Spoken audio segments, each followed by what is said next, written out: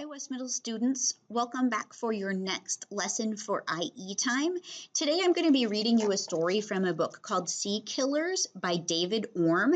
The story that I'm going to read to you is called Shark Attack.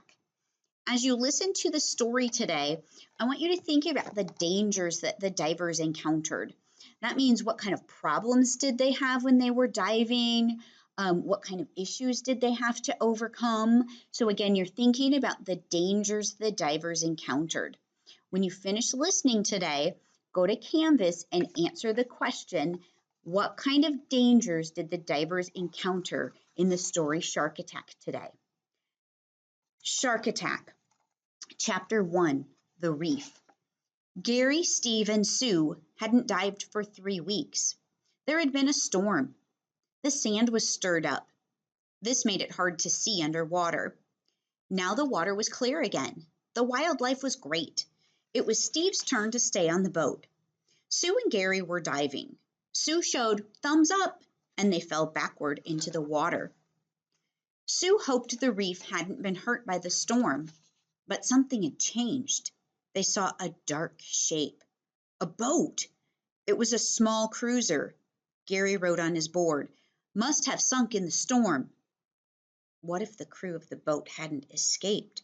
What if there was a body inside the boat? Chapter 2, Coming Their Way. They checked out the boat. There wasn't a body. Gary pointed to a rope. The boat had been tied up. The storm had broken the rope and the boat had been washed out to sea. The cabin door was open. Gary swam inside. Sue waited outside. It was a bad idea if they both went in. They could get trapped. Gary looked round. It was a fishing boat. There was a pile of fishing gear in the cabin. Gary heard something. Sue was thumping on the side of the boat. Gary started to go outside to see what the matter was, but Sue was coming into the cabin. She waved her arms in panic. Gary looked over her shoulder. A bull shark, a big one, coming their way. Chapter 3, Smelling Blood. Bull sharks were rare. Gary had never seen one before. It must have come in with the storm. Gary knew what to do. He pulled Sue into the cabin and shut the door. He put a finger in front of his face mask. Keep quiet. Keep still. The shark would lose interest and go away. It was midday. Sharks didn't feed at that time. But then Sue pointed at her leg. It was bleeding. Sue had cut herself on something sharp. The shark could smell the blood. It knew they were there. It rammed the door with its snout. Sue and Gary went to the back of the cabin. Luckily, the shark couldn't force its way in through the doorway.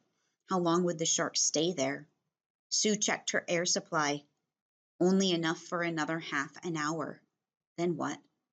Sue's leg was only scratched. The bleeding stopped, but the shark didn't go away. The door began to break. Sue and Gary could see the creature's staring eyes getting closer. Would the shark reach them before their air ran out? Chapter 4, Hungry Eyes and Sharp Teeth. The shark forced itself farther in. The doorway began to break up. Gary picked up a fishing rod. He tried to hit the shark on its gills, but the shark had tasted blood. Nothing was going to put it off. They could see its row of sharp teeth. Suddenly, the shark jerked wildly. The water turned red. The shark stopped moving. Gary looked through the window. Divers with harpoon guns. Steve had saved them. He had seen the dark shape in the shark and had called the Coast Guard.